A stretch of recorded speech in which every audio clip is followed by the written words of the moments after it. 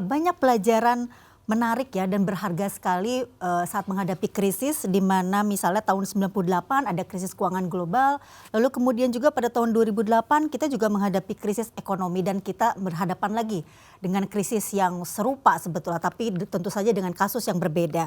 Nah Pak, meskipun Indonesia tidak sendiri begitu ya, nah seperti apa Bapak melihat gelombang krisis ini ya Pak ya, yang kemudian juga kita bisa hadapi tuh Pak dulu ya, 98, 2008, dan mudah-mudahan ini juga bisa kita atasi ya. Nah untuk itu Pak, Bapak kira-kira memandang fenomena ini seperti apa dan apa sebetulnya peran perbankan Pak dalam konteks setiap krisis ini? Ya oke, Mbak Anti, jadi kita jangan sampai mengambil kebijakan yang keliru. Namanya mismatch and policy making process. Jadi sebuah krisis itu terjadi karena ada kausa primanya, sebab utamanya, sebab timbulnya krisis. Tahun 1998 itu krisisnya karena di sektor keuangan. Pada waktu itu ada masalah mengenai Thai baht, kemudian masuk ke pasar modalnya Thailand, pindah ke Jakarta, rupiahnya terpuruk, Pak Harto turun lengser, digantikan oleh Pak Habibie. Nah, alhamdulillah Pak Habibie bisa menyelamatkan exchange rate kita dari 17.000 menjadi 6.500. Hebat tuh Pak Habibie. Tahun 2008, global financial crisis asalnya dari negara-negara barat karena subprime mortgage yang kemudian orang diberikan kredit tetapi dia sesungguhnya nggak pantas diberikan kredit. Namanya subprime. Dan akhirnya tidak bisa mengembalikan kreditnya. Masuk ke Amerika, masuk ke Eropa, sedikit kena kita Indonesia, tapi tidak separah tahun 1998. Sebabnya dari sektor keuangan juga. Tahun 2020, 2021 ini sebabnya adalah kita semuanya tahu kesehatan. Oleh karena itu, maka jangan sampai keliru kita mengambil policy yang seolah-olah ini hanya berasal dari sektor keuangan saja. Sektor keuangan itu hanya terkena dampaknya. Jadi kesehatan disembuhkan, oleh karena itu maka Pak Jokowi dengan Menteri Kesehatan buru-buru ini Indonesia cepat-cepat untuk bisa mengamankan vaksin. Karena vaksin dianggap sebagai salah satu upaya untuk memproteksi. Supaya kemudian dia kalau kena itu tidak parah, kemudian tidak sampai meninggal, dan akhirnya dia bisa cepat sembuh dan bisa bekerja dengan normal. Nah, karena itu maka kalau kita ingin belajar mengenai bagaimana menyelamatkan perekonomian yang disebabkan karena masalah pandemi, maka jangan belajar dari tahun 2008, jangan belajar dari tahun 1999, tapi belajar dari tahun 1918. 1918 Pak. Ya. 1918 itu pandemi, namanya pandemi Spanish flu, dan itu terjadi dalam waktu 27 bulan. Oleh karena itu maka kira-kira dia dari mulai Februari tahun 1918 dan berakhir atau dianggap berakhir pada tahun 2020 sekitar bulan Mei. Nah, itu krisis juga dan parah juga. Orang kehilangan pekerjaan, bank-bank kolaps, kemudian bahkan mereka mem-PHK-kan karyawan, perusahaan-perusahaan karena sesungguhnya bank kolaps itu ya karena perusahaan-perusahaan tidak mampu membayar kembali angsuran kreditnya. Oleh karena itu maka pada waktu itu di Eropa dan Amerika terjadi krisis yang berat sesungguhnya. Cuma sebutannya karena hanya 27 bulan namanya krisis yang terlupakan. The forgotten crisis pada waktu itu. Karena pada Mei 2020 kemudian sembuh dan orang bisa bekerja kembali dan orang kemudian melakukan aktivitas ekonomi yang soaring. Sehingga pada tahun 2020 sampai akhir tahun 2020, tahun 2029 itu dikenal sebagai era di mana perekonomian tumbuh sangat cepat. Ekonomi Amerika, Eropa tumbuhnya 10%, pertumbuhan ekonomi bahkan sampai 12,5% setelah masyarakat sembuh. Jadi seperti orang sembuh itu, kemudian makannya banyak, aktivitasnya banyak, kemudian ekonominya tumbuh cepat. Tapi pada waktu itu spekulasinya juga meningkat luar biasa. Makanya kita mengenal istilah Black Friday. Black Thursday waktu itu ya, Black Tuesday yang paling puncak ya Oktober sekitar tanggal 24 kalau nggak salah. Tahun 1929 ketika harga saham jatuh terjerembab, setiap orang sudah tidak percaya lagi terhadap pasar modal di Amerika pada waktu itu. Sehingga transaksinya sekitar 6 juta lembar saham dijual pada hari yang sama. Jadi kalau seperti itu terus maka hancur tuh perekonomiannya. Nah, Indonesia tidak sampai seperti itu. Jadi kita berharap nanti kita pandeminya selesai, mudah-mudahan tidak sampai 27 bulan, tapi hanya 1 tahun setengah lah, mudah-mudahan bisa selesai. Kemudian nanti kita menjadi the roaring 2021 lah ya. Kalau dulu kan the roaring 20s, dari mulai awal tahun 20 sampai akhir tahun 20. Ini juga 100 tahun kemudian the roaring 20s juga, tapi mulainya tahun 2021 mudah-mudahan. Oleh karena itu maka yang perlu disiapkan adalah ini program vaksinasi, kemudian program orang memakai masker ini harus betul-betul ditekankan, sehingga banyak sekali gerakan-gerakan. Kita ikut gerakan pakai masker, pimpinannya Pak Sigit, kemudian ada Pak Agus Martowardoyo, kemudian teman-teman banyak sekali dari profesional itu gencar untuk mengkampanyekan pemakaian masker. Karena di kota-kota besar saja itu sepertinya hanya ada COVID. Kalau di kota kecil, di daerah, di desa itu seolah-olah tidak ada COVID.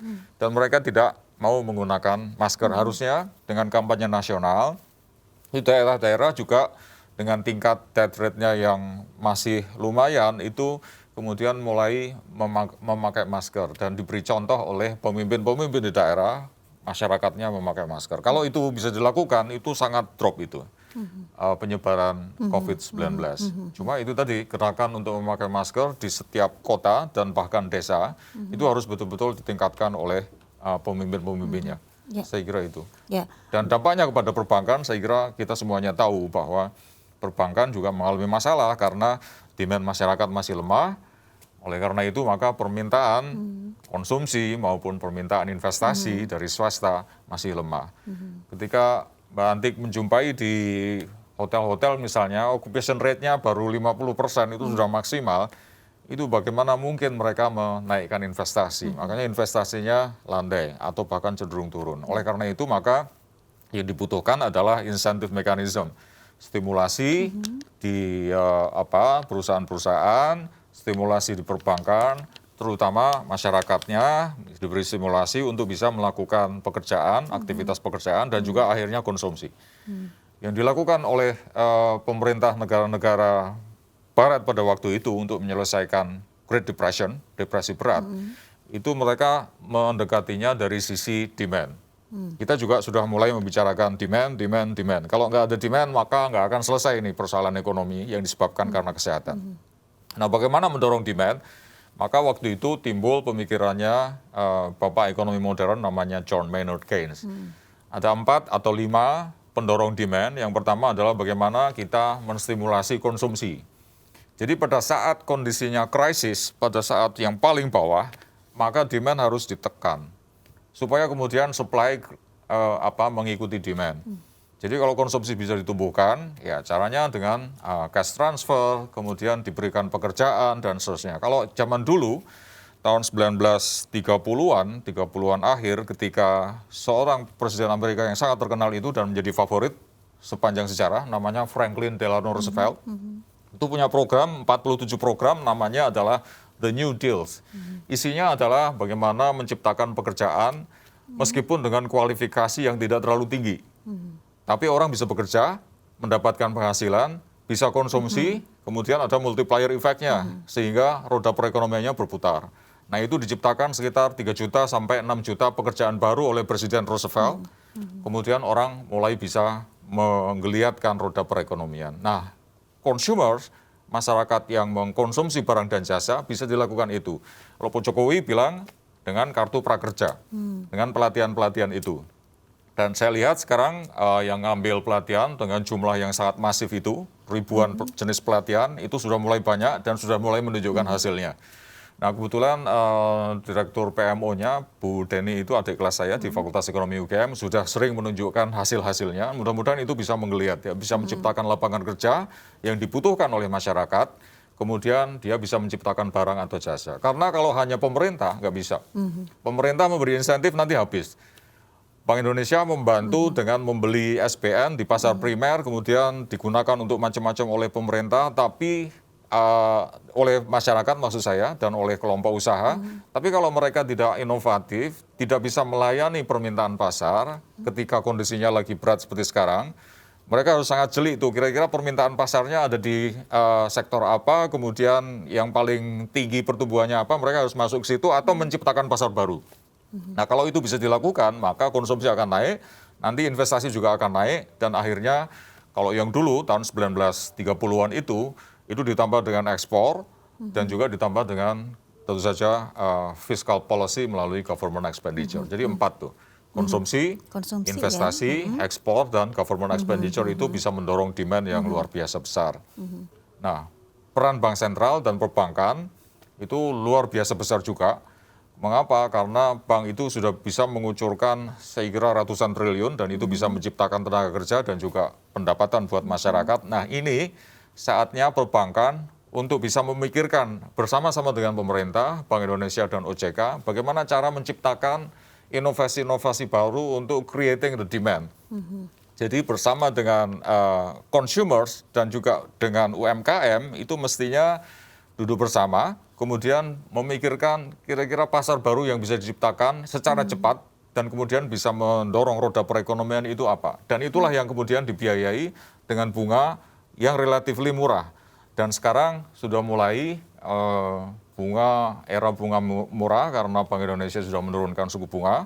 Nah, bank-bank sudah mulai mengikuti sekarang. Kalau enggak, maka ada sedikit peringatan dari Bank Indonesia. Nah, bank nanti harus declare secara transparan unsur-unsur apa saja dengan nilai berapa dari SPDK, namanya suku bunga dasar kredit. Nah, kalau itu nanti diekspos pada masyarakat, nah bank menjadi lebih transparan, akhirnya mestinya itu bisa mendorong penurunan suku bunga kredit yang bisa menciptakan lapangan pekerjaan. Itu salah satu daya dorong ekonominya dari perbankan yang luar biasa besar. Ya, jadi luar biasa ya Pak. Ternyata yang kita perlu pelajari itu adalah pembelajaran kasus di 1918 ya Pak ya. Jadi tidak perlu kita berkaca pada 98, 2008 ya Pak, karena dengan kasus yang berbeda tapi yang serupa adalah 1918. Ya itu menarik Pak. Jadi nanti mungkin pemirsa juga biar baca juga nih Pak ya, bahwa banyak pembelajaran yang sebetulnya lebih mendekati pada kasus yang sekarang ya Pak ya. Nah, kalau berkaitan dengan suku bunga nih Pak, suku bunga acuan Bank Indonesia yang mengalami penurunan begitu, hal ini diikuti juga dengan industri perbankan yang menurunkan suku bunga pinjaman. Namun ternyata penurunan tersebut tidak diikuti oleh kenaikan penyaluran kredit nih Pak. Itu kan seperti itu ya faktanya. Dan beberapa poin juga serupa pada tahun 2015 dan 2016. Suku bunga KUR mengalami penurunan dan ternyata tetap pertumbuhan pinjaman tidak mengalami peningkatan.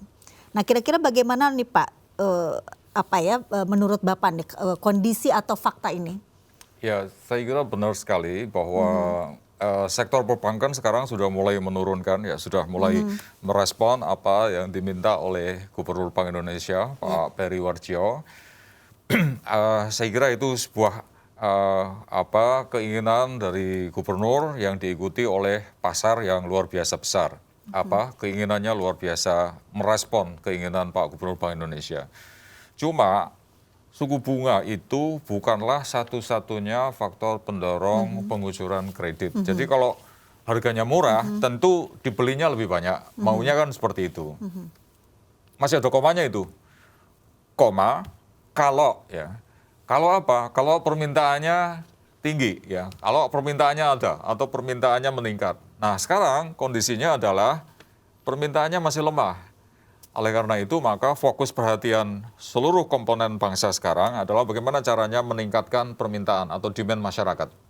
Supaya kemudian kalau perusahaan-perusahaan itu membuat barang atau jasa, laku di pasar, karena ada permintaannya, ada demand-nya, sehingga perusahaan-perusahaan itu bisa membayar kembali kreditnya ke bank. Nah, sekarang kalau suku bunga perbankan sudah diturunkan, artinya perusahaan-perusahaan itu pinjam kepada perbankannya kan lebih murah. Itu salah satu insentif yang luar biasa itu. Mudah-mudahan bisa menambah peluru kepada perusahaan-perusahaan untuk meminjam lebih banyak. Tetapi perusahaan-perusahaan itu harus kreatif dan inovatif untuk melihat peluang. Kira-kira demand-nya ada di mana? Apakah di sektor kesehatan atau di sektor pariwisata yang mulai sekarang bergerak, atau di komoditas misalnya yang sekarang batu bara dan sawit sudah mulai bergerak juga, harganya sudah mulai naik. Ini sudah tanda-tanda perbaikan di level internasional. Kemudian juga kemarin kita mendengar bahwa di Eropa, di Switzerland, referendum mengenai sawitnya Indonesia kita menang 51%. Jadi itu salah satu daya ungkit untuk pertumbuhan ekonomi itu adalah harga komoditas. Begitu harga komoditas nanti lama-lama naiknya seperti semula, maka ekspornya naik. Padahal tadi ekspor sesuai dengan Keynesian itu salah satu daya dorong untuk meningkatkan demand. Nah kalau demandnya sudah naik, harapannya nanti kredit yang lebih murah itu bisa mengucur lebih banyak. Harapannya seperti itu. Ada resiko nggak sih Pak sebetulnya resiko-resiko dari kebijakan tersebut Pak? Yang paling misalnya apa yang dikhawatirkan atau strategi ya kalau misalnya resiko itu terjadi gitu? Ya, kalau yang dilakukan oleh Bank Sentral seperti menurunkan suku bunga itu memang ada dua sisi impact-nya. Yang pertama adalah menurunkan suku bunga itu berarti memurahkan cost of fund. Kalau memurahkan cost of fund, itu di satu sisi dia bisa mengenerate kredit yang disalurkan oleh perbankan kepada perusahaan-perusahaan dengan lebih masif mestinya ya. Karena itu salah satu pendorong, meskipun masih komat tadi saya bilang. Tetapi di sisi yang lain, suku bunga itu sesungguhnya adalah unsur yang mendorong masuk atau keluarnya capital dari sebuah negara. Sehingga capital inflow dan capital outflow itu salah satu faktornya adalah interest rate differential. Jadi seperti misalnya negara A dan negara B. Suku bunga di negara B katakanlah 7%, suku bunga di negara A 5%. Tentu pemilik modal itu akan lebih senang menaruh uangnya di suku bunga yang lebih tinggi, di negara yang suku bunganya lebih tinggi. Karena memberikan return yang lebih tinggi. Nah, sementara itu di negara yang suku bunganya lebih murah, tentu mereka akan dihindari. Nah, kalau kita menurunkan suku bunga, itu artinya daya tarik capital inflow masuk ke Indonesia menjadi sedikit melemah. Nah, itu harus diukur oleh Bank Indonesia. Sehingga kemudian dengan penurunan suku bunga yang sudah lebih dari 100 basis point 1 tahun terakhir ini, itu jangan sampai kemudian menurunkan capital inflow masuk ke Indonesia. Mereka nggak suka lagi naruh uangnya di Indonesia, lebih baik tak taruh di negara yang lain yang memberikan suku bunga yang lebih tinggi misalnya. Nah itu nanti ada pengaruhnya kepada stabilitas rupiah. Nah itu juga yang dipikirkan oleh Bank Indonesia. Jadi Bank Indonesia punya tugas menjaga stabilitas rupiah dan menjaga stabilitas harga di pasar komoditas. Nah terhadap peran Bank Indonesia membantu pemulihan ekonomi nasional memang diharapkan oleh Pak Jokowi untuk mulai memikirkan era suku bunga yang lebih murah supaya kemudian sektor swasta bisa membeli dana lebih murah dan akhirnya perekonomian tumbuh. Nah pada saat perekonomian tumbuh baru nanti Bank Indonesia sedikit-sedikit untuk menaikkan daya tarik Indonesia melalui kenaikan suku bunga sedikit demi sedikit. Kira-kira begitu. Jadi harus dinaikkan dulu roda perekonomiannya, baru kemudian daya tariknya mulai kembali normal seperti sebelumnya. Ya, baik Pak. Jadi luar biasa sekali ya sebetulnya sudah ada beberapa strategi yang dilakukan pemerintah meskipun tadi ya Pak ya, ada beberapa resiko juga ya, dari dua kebijakan tersebut ya Pak. Jadi artinya tadi menariknya suku bunga rendah juga ada resikonya begitu ya direndahkan ya Pak ya, tapi juga kemudian kalau tetap tinggi juga punya konsekuensinya. Ya, baik Pak. Mungkin kita akan melanjutkan lagi Pak pada segmen berikutnya kita akan melanjutkan nanti berbicara suku bunga tadi ya Pak ya dikaitkan dengan kebijakan restrukturisasi yang lainnya Pak ya. Ya, pemirsa kita rehat sejenak dan kita akan kembali pada segmen ketiga, segmen terakhir dan tentu saja tetap di Mata Milenial Indonesia, TV Matanya Indonesia.